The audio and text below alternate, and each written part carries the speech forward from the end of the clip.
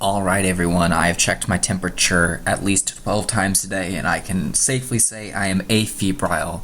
But we're going to continue our journey through online lecture learning for Thursday, and we're going to do EKGs, resuscitation, Lucas devices, and then we're going to finish up with respiratory emergencies. And then if you've watched all these lectures, you should be all caught up for the week. All right, so today I'm going to give you a warning. We're going to talk about EKGs, which is not super high yield for your test, but I will say there's good yield for just clinical knowledge and life. You won't be expected to interpret EKGs. You will be expected to know how to put on the electrodes to help a paramedic, for say, read EKGs, but you yourself will not be reading EKGs. However, if you are interested in teaching yourself how to read, there are certainly videos on YouTube, but here are two books that I used. I actually used this one on the left when I was an EMT basic before I went to med school. This is a very good book to teach yourself. It's the Rapid Interpretation of EKGs by Dubin. And then also this one over here, the only EKG book you'll ever need. It is possible to teach yourself how to read EKGs, but if you are interested to do that, but it's certainly not required for this class. However, we do want to do a lecture and get you versed enough to be a useful partner if you were to work in a hospital as a ER tech, or if you were on an ambulance with a paramedic, because it is in your scope to put on the electrodes and to get the readout of EKGs. All right. So EKG monitoring. So there are different types of monitors. There's the ones in the hospital, but then kind of in the field we use a lot of portable devices, and every device is kind of different. So it's important wherever you work that you get familiar with that device. Pictured here is a LifePak 12. That's just the brand name. I think it's Physio Control or someone who makes it, but LifePak is a brand name. 12 was the year it came out. And then currently we're on the LifePak 15. So if you ride with Orange County or Durham, you'll frequently see LifePak 15s, and they look very similar, just a little bit more slick. For ASRIP, we actually have our own LifePak 12, so you'll probably see this during class when we get back. On the heart monitor, it will do EKGs. It is also a defibrillator, so it's hard to see, but right here is a defibrillator. It can also do additional electrical interventions for people's hearts, such as pacing and cardioversion, which are more ALS type things, but these are also how we record vital signs as well. Here's a pulse oximeter. It's probably somewhere around here you would see a blood pressure cuff, and so the heart monitors can give you a set of vital signs. It can give you capnography for confirming endotracheal tube placement. So these devices are super useful on an ambulance, and they also are super expensive. All right, I think they're like the tens of thousands of dollars. All right, so don't be dropping these. So EKG monitoring. So EKG stands for electrocardiogram. Some people say ECG because that's technically more correct in the United States, but I am more partial to the K because it's less likely to get confused with EEG or things like that. So EKG monitoring. How it works is you use electrodes on the body surface, and it records the electrical activity of the heart muscle. All right. Now, so your normal muscles, your skeletal muscles, produce electrical activity. That's how they move, but if you are still, you can almost isolate the electrical activity of the heart. So people move around can confuse the machine, so it's important to be still. There's different views of the heart. Now this can be super confusing, and this is why EKG monitoring is so complex, and this is why you really ought to take time to teach yourself if you want to learn about kind of understanding this idea. But basically, imagine we were back in Phillips, and I were to put an elephant like in the middle of the room between all the desks. All right. Now everyone in the room would see a different picture of that elephant. All right. So me at the podium, I would see maybe the elephant's butt. People at the windows would see the elephant's head, and then people at the far sides of either end of the classroom would see either the right or the left side of the elephant. And that's the same idea, right? The heart is a three-dimensional structure, and therefore the electricity travels in a three-dimensional sort of way. However, the heart monitor can only show a two-dimensional output. And so when you kind of move electrodes around, you change how the camera is looking at the heart. All right, and that's what we call leads. Okay, so there are standard views for us to be able to understand what's going on in the heart, and each is called a lead. And then depending on if two leads, if there's a positive and a negative, or if there's a single positive with a different type of negative, is how these things come together. So it can be very complex, and there's a lot of like electrophysiology that goes behind it that you don't need to know. But this is kind of important to know. The EKG doesn't provide a recording of mechanical activity. So what does that mean? So someone could have a perfectly good heart tracing on the monitor, and then you go to feel their pulse and you don't feel a pulse. All right, and that is no bueno. So if you always check in your primary assessment the presence of a pulse, because just because you see something on the monitor does not mean there's actually mechanical beating of the heart. It just means electricity is traveling. So that's kind of high yield. So the electrodes, there's these like gel sort of metal discs, metal disc with a gel electrode that attaches to the wiring. All right, and these electrodes are placed on a patient in a very standardized manner. And this is what you really need to know, bottom line. You need to know how to put these in the standard format, so that way people can repeat your EKG, and it is an accurate diagnostic tool for paramedics and physicians to know. And a confusing thing for students is, for some reason we call these wires leads, but also the views of the heart are also leads. And so you just have to get used to the different things have the same word, even though they're technically different things. So they'll call these leads too. So just a lead is kind of the wiring complex put onto the patient, and then when you print out an EKG, you read the leads as well. Briefly, Einthoven's triangle is an example of that three-dimensional into two-dimensional printing electrical camera, like I was mentioning with the elephant. So how this works is, here are the four basic electrodes that you need to know. These are called limb leads, okay? So there's the right arm, right leg, and left arm. And usually these colors are pretty standardized. So the little mnemonic, you'll see smoke over fire, so black on over red, and then white on right. And then you don't really have a mnemonic for the right leg, but as some people say, there's grass and then there's clouds. It just depends. The other trick is also look at the electrode itself, the leads itself. You can actually see the RA here and the LL here, or the RL here, written on the back of it, so that helps. But basically what happens is, so you have two electrical points, and the machine will make one a positive and one a negative. And then as electricity is traveling towards the positives and negatives, you'll get a printout of a picture, kind of like up here.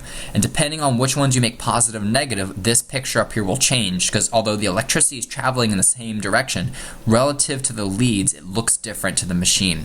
And that's why we call them leads as well. So here's an example. You'll see on a printout, you'll see these Roman numerals 1, 2, and 3, and it tells you negative and positive based on the arrow. And so leads 1, 2, and 3, and this is in the frontal kind of plane here, electricity traveling this way, and then down this way.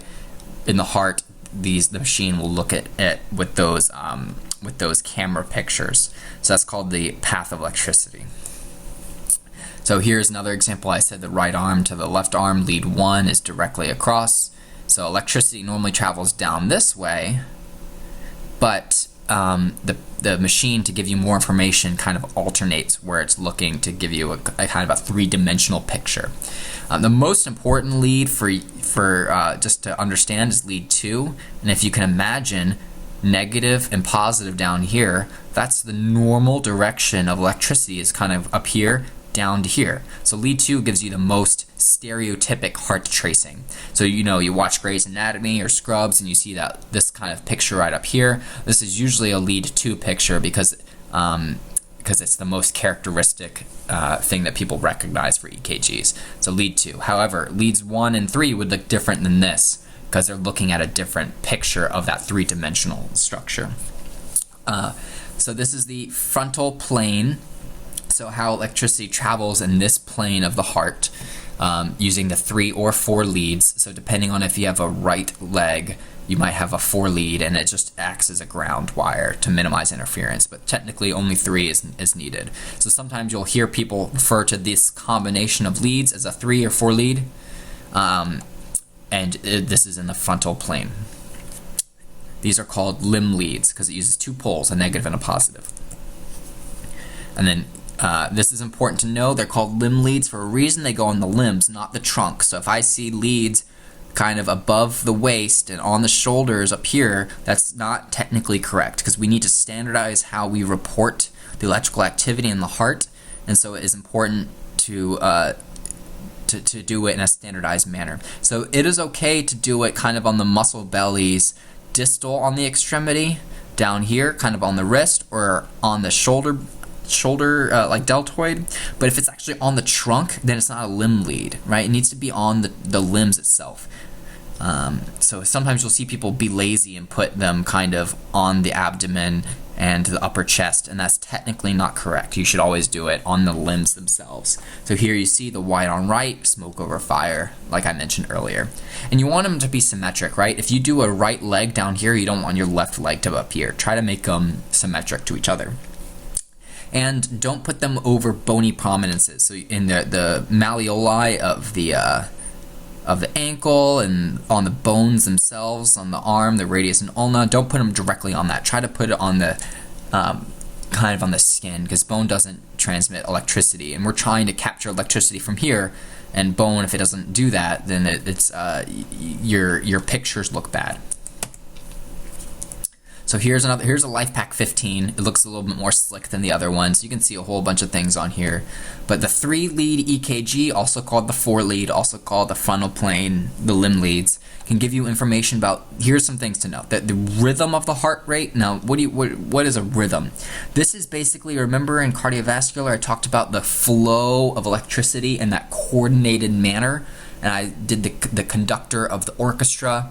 Well, that's basically the rhythm. How is electricity actually traveling through the heart? Is it going from the atria to pause in the AV node to the ventricles through the bundle branches and all that stuff?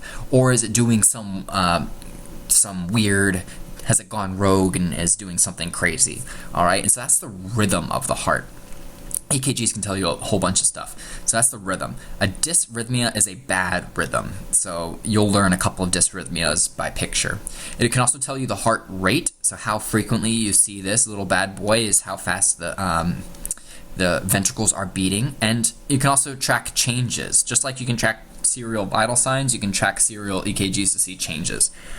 However, the 3-lead EKG can't identify ischemia and MIs, or other things like pericarditis, electrolytes, hypertrophy. You need you need more images to put the whole heart together. So this only really gives you 3 or 4 pictures. Technically, it can give you six pictures, but the more pictures you get, the more accurate, the more global assessment of the heart you can get.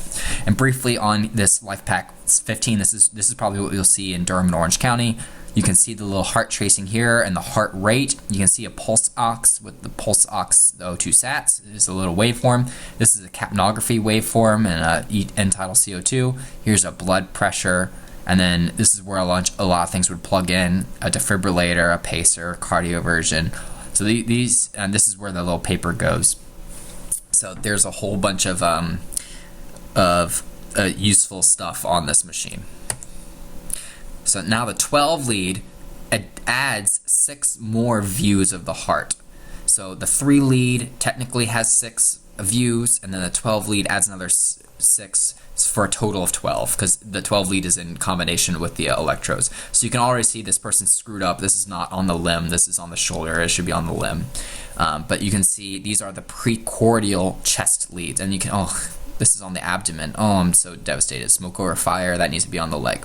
But this is the precordial chest leads, all right? And then this shows you information in the horizontal plane. So imagine a cut right through the chest this way, and then kind of looking at the heart's electricity as it travels. That would be in the horizontal plane, and then a cut this way through the chest would show you the frontal plane. So that gives you 2 planes looking at the heart to get a more 3-dimensional imaging. And this placement is the most complicated of these leads. Right, it's easy to put something on an arm. Obviously, the person in this example did it incorrectly, but it's easy to put on the arms and the legs. But the chest has landmarks that you need to know, because it is in your scope of practice to do this. All right, and I would memorize this information. All right, so V1 through V6 is how we number them. So we say RA, RL, LL, and LA. It's easy to, usually it says on there RL, and so you know that goes on the right leg. But V1 through V6 is a very standard placement, and it is important to do this correctly. All right, so V1 and V2 you want to start with, and they go in the 4th intercostal space. All right, so here's the 1st rib, 2nd rib, 3rd rib, 4th rib, 5th rib. The 4th intercostal is in between ribs 4 and 5. Remember, intercostal spaces are named for the rib above them, because it's in between 2 ribs, right? There's no intercostal space above the 1st rib, because there's no rib above it. So the 1st intercostal space, 2nd, 3rd, 4th, to the right of the sternum, the patient's right of the sternum. V2 goes in the exact same spot on the left of the sternum, so that's easy. All right, so always do V1 first, V2 second. Now here's what's confusing. Then you do V4 third. All right, V4 goes in the 5th intercostal space, so between ribs 5 and 6, in the mid-clavicular line. So you find the clavicles start and finish halfway through it, typically directly inferior to the nipple line. That is where V4 goes, all right? And then after you do V4, V3 is easy, because V3 just goes directly in between those 2 leads. So you can't put V3 down before you put V4, because it needs to go kind of directly in line between the 2. And the same thing happens with V6, all right? So you skip V5, because V5 will go in between. So you do 1, 2, 4, 6. 6 goes mid-axillary, anterior axillary line, mid-axillary line, in the same plane as V4, so 5th intercostal space, and then V5 goes smack dab in between.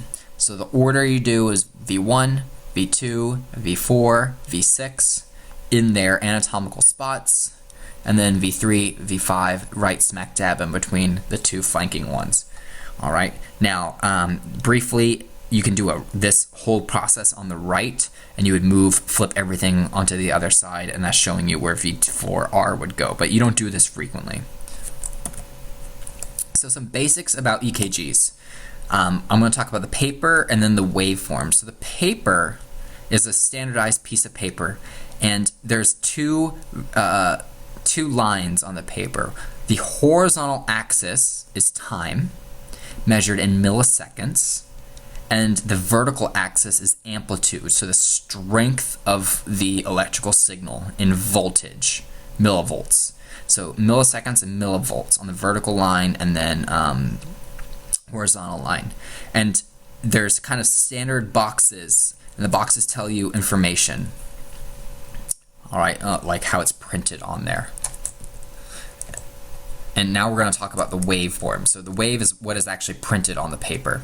So you'll see this on the piece of paper, and this would probably be a lead 2 picture, because it's the stereotypical what you would see on a 2 lead on lead 2 of an EKG. You see all these bunches of things. Okay, you see waves, and so every time that the line is deflected either up or down, that's a voltage signal, and we call that a wave. All right, so you see a bump, a hump, and a lump is what David Selfin calls it, a bump, hump, and a lump.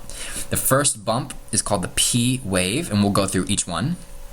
All right, so the P wave, this kind of big spike is the QRS complex, and then T wave is after QRS, so it's alphabetical, P, QRS, T. There's also intervals. Intervals include segments. Segments are flat things of the line with no signal. And intervals include a wave with a segment. So between the P wave and the QRS complex, we call that the PR segment. That tells us information.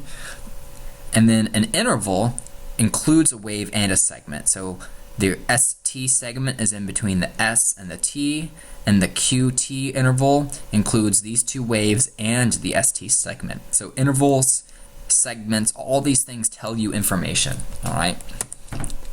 So now we're going to walk through the corresponding electrical signals as normal heart goes through, right? So take a minute to pause the video and remind and go over what's the order of how electricity travels. And here's like a quick schematic for you.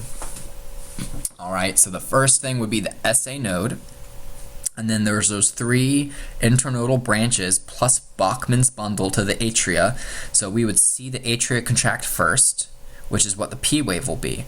And then if you labeled the rest, this would be the AV node, the bundle of His. Remember, there's no electrical signals on the other side because of the valves, kind of isolate the electricity. And then we have our bundle branches. So this would be our right and left bundle branches, and you can see the Purkinje fibers all throughout the at the end. All right, so we kind of go in that way. So when there's no electrical activity, when the heart is at rest, we're in diastole. So that is before the P wave. There's no signal, so we're flat. Then the atria depolarize, so that SA node fires. Electricity travels throughout the atria. Here would be Bachmann's bundle all the way down to the AV node. And so when we depolarize, we get a P wave. Then remember I told you that there's a pause in transmission in the AV node. That is what this PR segment is. There's a pause in electrical travel, and that's important so that the entire atria can finish contracting before the ventricles go. And so a PR interval includes the amount of time it takes for the atria to 1, depolarize, and 2, have the pause. And so this actually tells us a lot of information of what's going on, that little pause. We can measure that. Then the ventricles will depolarize through those bundle branches, and that's the QRS spike or the QRS complex. And then the ventricles need to repolarize themselves, and that's what the T wave is. All right, and sometimes we call it like that the resting phase of the heart. So this is just a summary. The atria depolarize is the P wave. The delay at the AV node is the PR segment, and if you include the depolarization of the atria plus this delay, that would be the PR interval, so the segment is just a flat line.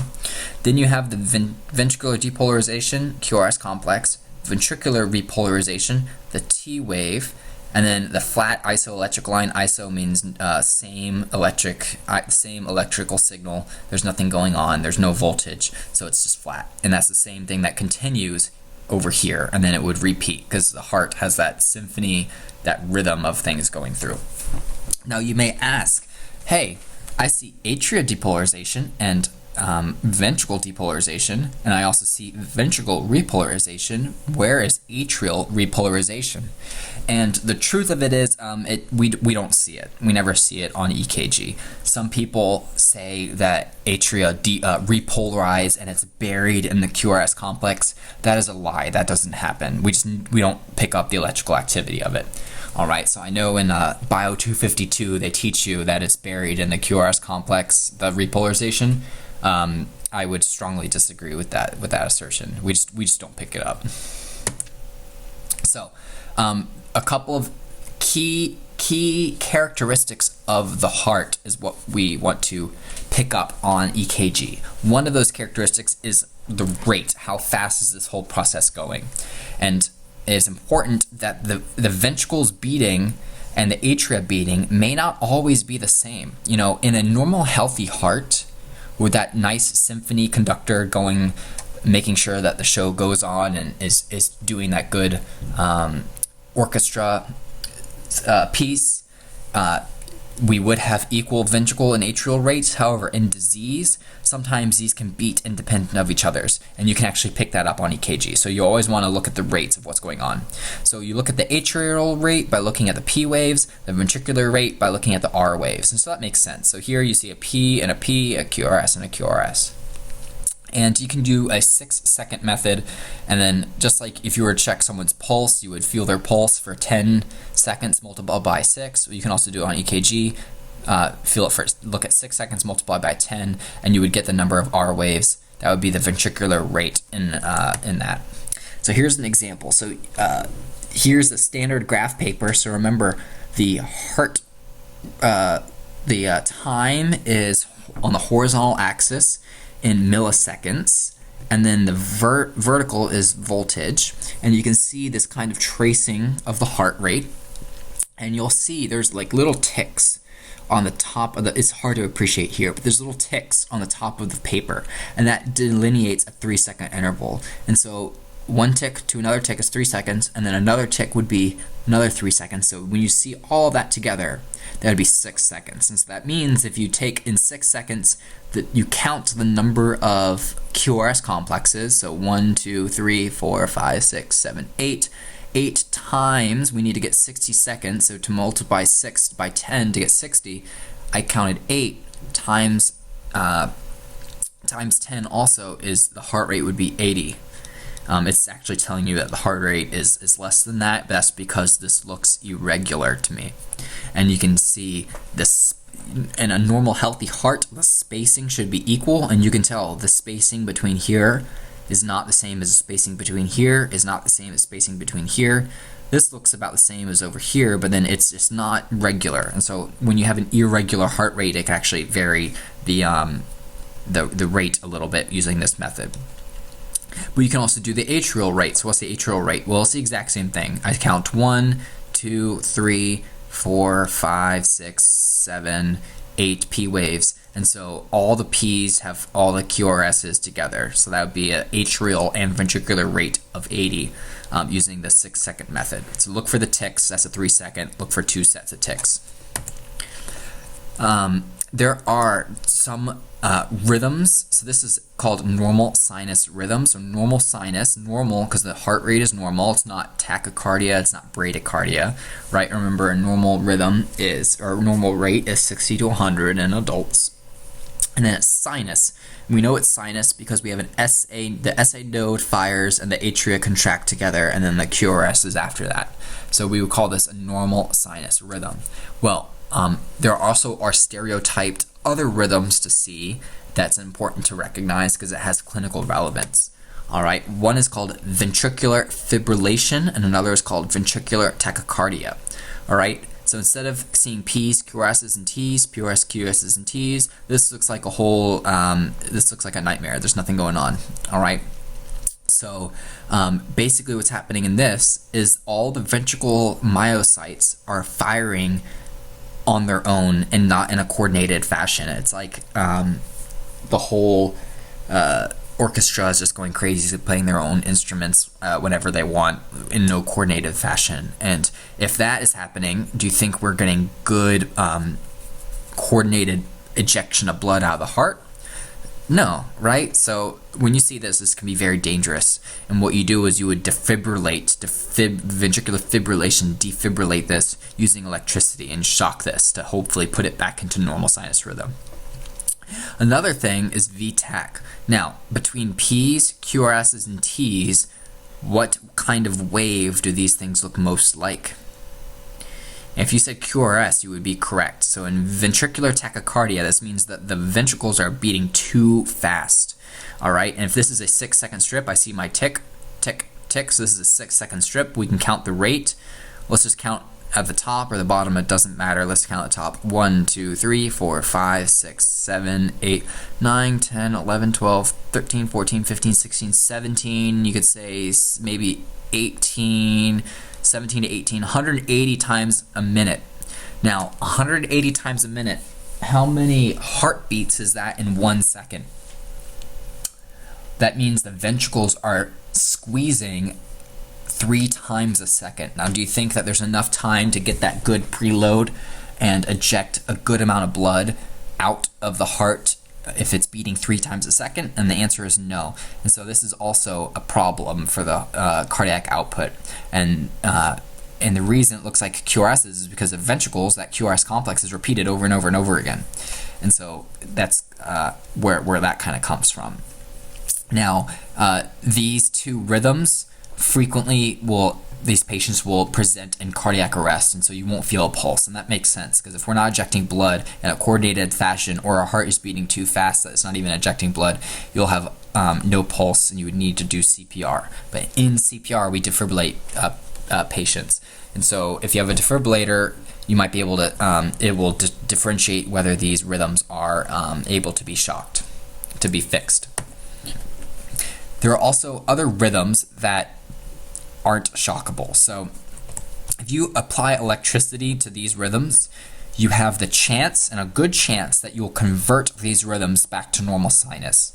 That's why we defibrillate them. However, there are rhythms that if you see, you can't shock them and it won't fix them, okay? So asystole means no contracting. This person would be in without a pulse, and you can't see any discernible waves in here. And so I know that on TV shows they always show like, oh, they're flatlining, we gotta defibrillate them. That's a lie. That doesn't actually happen. If someone's flatlined, putting electricity on that is not going to fix that. So you have to do CPR and hopefully see if you can spur them into VTAC or VFib. But if you see a flatline, you can't apply electricity. It won't fix them. So how defibrillation works is you actually induce asystole with the hope that normal sinus will return, but if someone's already in asystole, you can't shock that.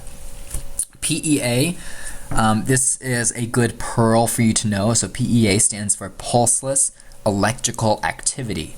And so what that means is you see this, this kind of looks normal, doesn't it? I see P waves, P waves, P waves, I see QRSs and Ts. So I see it almost looks normal sinus to me. It may be slow, but if you were to check the mechanical activity of this patient, feel for a pulse, and you didn't feel one, that would be PEA. And you can't shock this because the heart rhythm's normal, but the mechanical rhythm is not. The mechanical activity is not normal, and so you can't shock either of these. And so I would know the difference between VTAC, VFib, that you can shock them, no asystole, and the PEA. So PEA just is a contextual thing, right? Because if I just saw this on a healthy person, I would say, oh, it's a normal rhythm. But in the context of cardiac arrest and I don't feel a pulse, it would be called PEA. And just know that you can't shock these two. Great. So now what we're going to do is we're going to go through some rhythm strips, and you can practice telling me what rhythm you see and the heart rates that you see, if this will speed up. Great.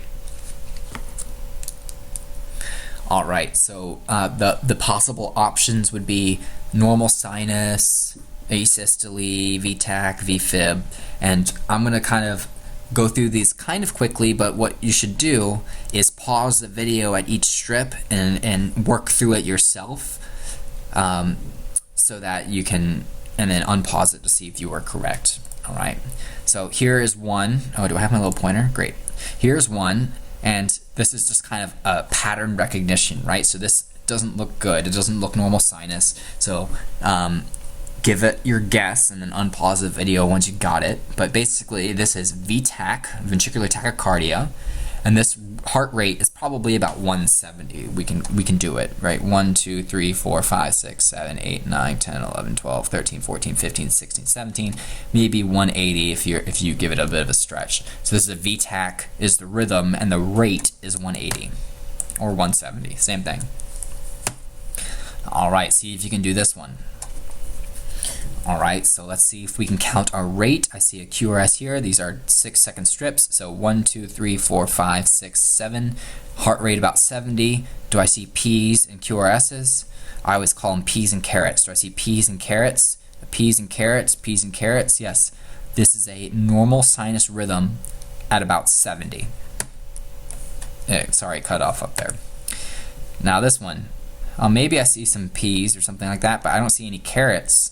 So that could just be artifact, electrical artifact. It kind of looks regular, but this is a flat line. So this is asystole with a heart rate of 0. Can you do this one? All right, so let's do it together. So 1, 2, 3, 4. I have a heart rate of 40. I see a P and a caret, P and a caret, P's and carrots, P's and carrots. I see T's. All right, so you could call this normal sinus rhythm at a heart rate of 40. However, what would be more correct is if you call this sinus bradycardia. So remember, heart rate of 60 to 100 is normal. Under 60 is bradycardia. Over 100 is tachycardia. So sinus tells us that we have SA node is working. It's just slow. So this would be a sinus bradycardia at 40. All right, can you do this one? All right, so this looks like V fib. I don't see anything, any repeatable waves. There's no coordinated activity. It's just all wonky, and therefore there's no true rate with this. This patient would not have a pulse. This is V fib. Oh, so this one looks different. See if you can do this one. All right, so the reason this doesn't look different, you're used to those QRSs being positive, right? But now they're negative. So this is just to emphasize that depending on how the camera or how you're sitting in the class, how the elephant looks, right? Some people in the back would see the elephant's head. Me at the podium would see the elephant's butt, so it would be flipped almost. So it's the same idea. So depending on what lead you're looking at, things would be flipped upside down or right side up, and so that's why EKGs can be kind of complicated. But the same principle applies. I see P's, I see P's, P's, P's, P's, I see carets, QRS complex, I see T waves. So I see P, QRS, T, P, QRS, T, P, QRS, T. My rate would be 1, 2, 3, 4, 5, 6, 7, 8, 9. So this is actually normal sinus rhythm at a heart rate of 90. Whoa, looks like shark fins. All right, so can you do this one? Would you call it V-fib? I don't think I would call it V-fib. I'm more likely to call it V-tach because this is repeated. The little wave is repeated all over the place. Let's see if we can do the rate. 1, 2, 3, 4, 5, 6, 7, 8, 9, 10, 11, 12, 13, 14, 15, 16. This is V-tach at a rate of 16. 160. You can also see, there's a couple of P waves popping in there because the ventricles are beating so fast, but every now and then the atria are trying to beat, but it's not, this patient wouldn't have a pulse. All right. So this looks repetitive, right? It's like this thing is repeated, but this patient certainly doesn't have a pulse. So you can make an argument that this is asystole or V-fib, very fine V-fib. You might be able to shock this, but who knows?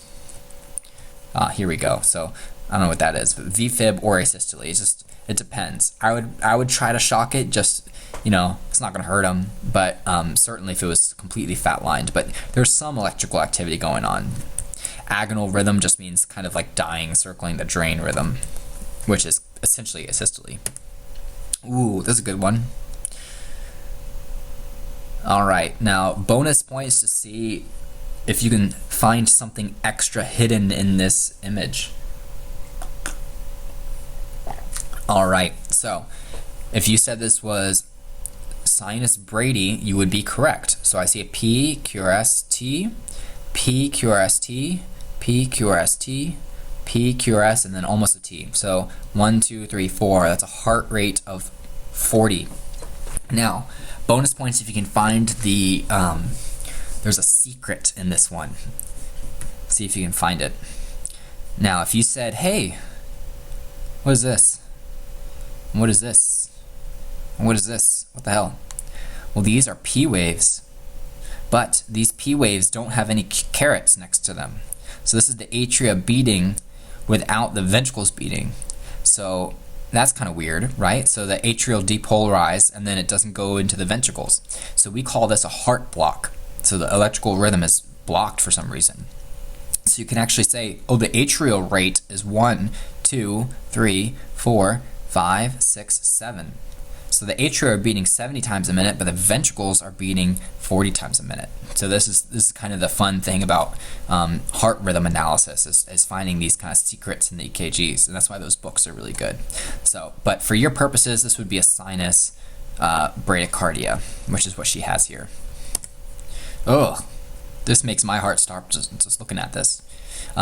You could say, oh, is this V-tach? You know, this looks repeated, but it's not consistently repeated, so this is technically a V-fib.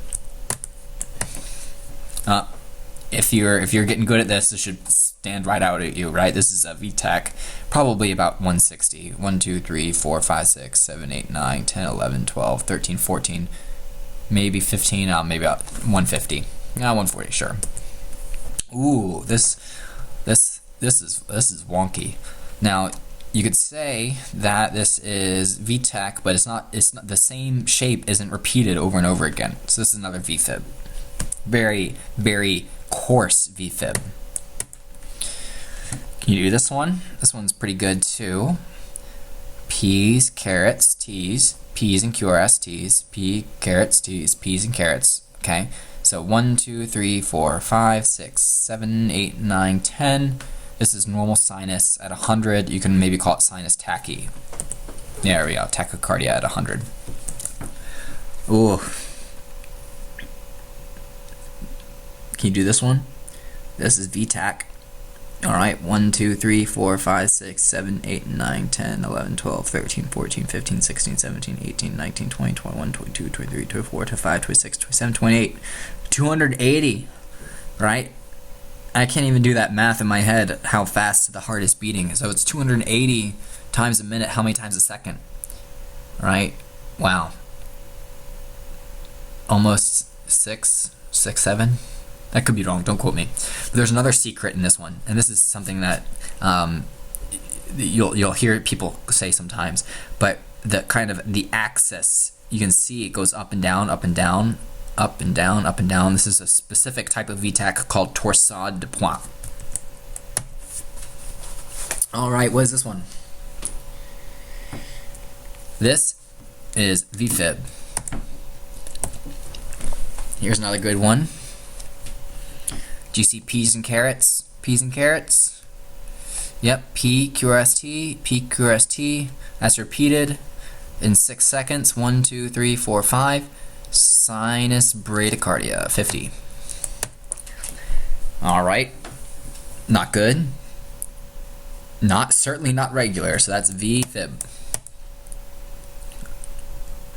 I don't like that either. Asystole. Alright. Could it be V-tach? Could it be normal sinus? Certainly not normal sinus. That's V-fib. Oh, this one's a little hard, actually. So this is certainly fast. You could maybe call it a V-tach. 1, 2, 3, 4, 5, 6, 7, 8, 9, 10, 11, 12, 13, 14, 15, 16, 17, 170 times a minute. So this is actually something called supraventricular V-tach. Never mind. This is V-tach at 170. Maybe we'll get to the other one. Alright. V-tach 3, 6, 9, 12, 15, 16, 160 V-tach, or 150. What is this one? You see sinus Brady, right? This one's a little hard to see the P's, but here's the P's and here's the caret, right? P, caret. Maybe not here, but P and caret. So this is sinus Brady at 50.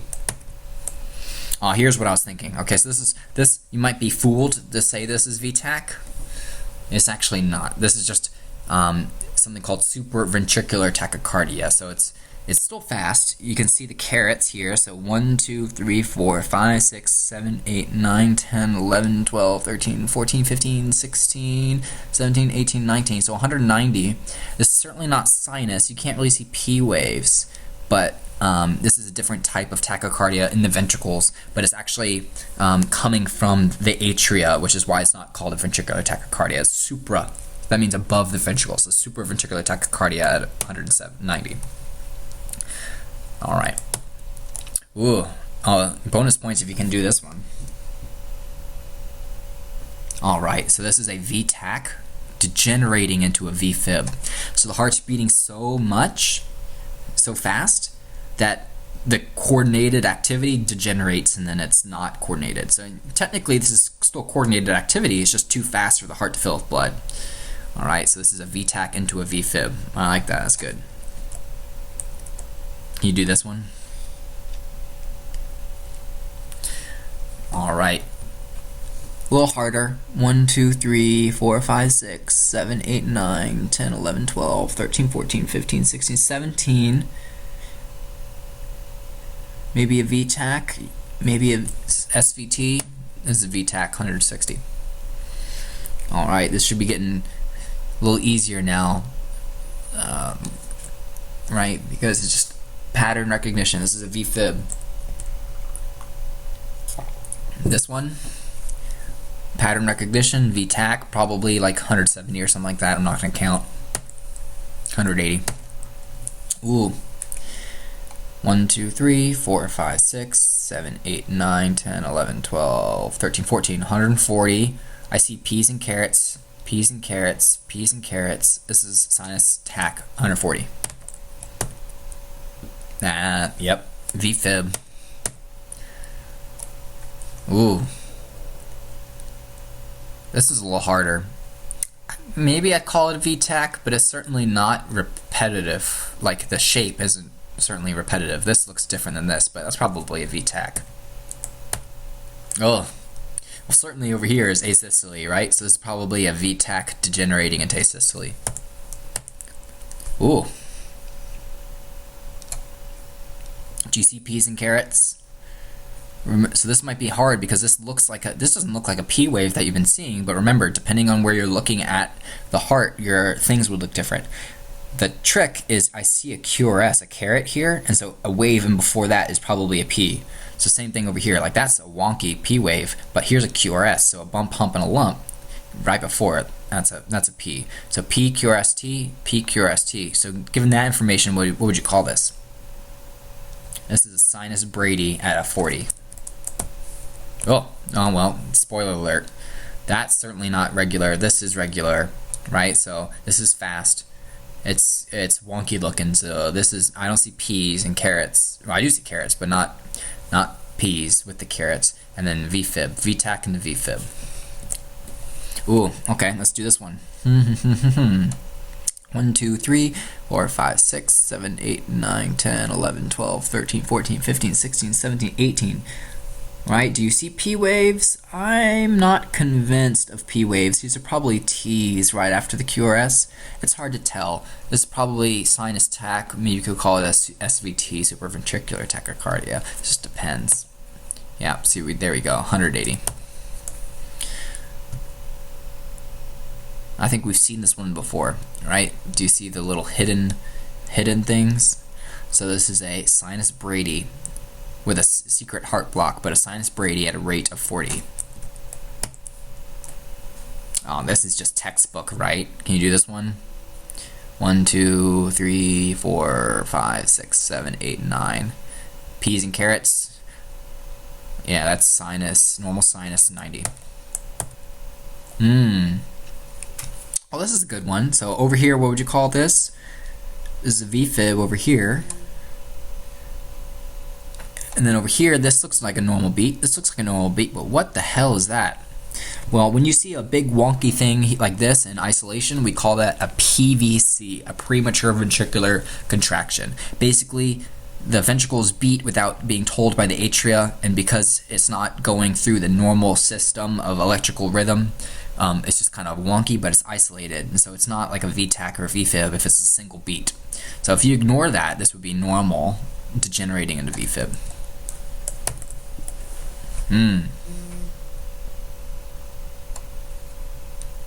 This is pretty fast, right? 1, 2, 3, 4, 5, 6, 7, 8, 9, 10, 11, 12, 13, 14, 15, 16, 17, 18, 19. I see carrots and T waves, maybe a little bit of a P right before. So, sinus tach 190, also called SVT. Fast or slow? right? This is certainly slow. So normal sinus, 30, sinus Brady. All right, you could make an argument this is VFib, more likely asystole. Put some electricity on it, try to fix it. Probably won't. Asystole. VTAC. 1, 2, 3, 4, 5, 6, 7, 8, 9, 10, 11, 12, 13, 14, 15, 16, 17. 170 VTAC. Oh. So this is good. This is a good one. So it looks regular, right? Although the shape kind of changes. This is that secret rhythm I was talking about earlier. See how it goes up and down, up and down, and up and down. It's called torsade de pointe. Torsadepointes, points. And basically that means twisting of the party streamer, or twisting of the points. But how we think of it is like a party streamer twisting. So if you see a VTAC, so it's technically a type of VTAC, but if you see it going up and down, that's a specific type of VTAC called torsades.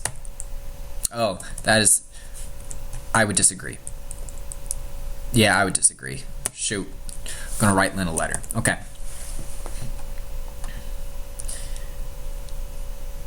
QRS is narrow. I see T's. I don't really see P's, but it doesn't look like a VTAC. This is probably another SVT at a rate of probably like 170 or something like that. 1, 2, 3, 4, 5, 6, 7, 8, 9, 10, 11, 12, 13, 14, 15, 16, 17, 18, 19, 190. SVT. Yep, SVT. All right, so that is the end of our EKG lecture, and I hope you enjoyed the practice. I loved the learning about EKGs, which is why I bought those books, but you're not going to be tested on those rhythms on a test, but it's just good for you to be aware of these things, and that's why we covered it. All right, I'll see you in the next lecture.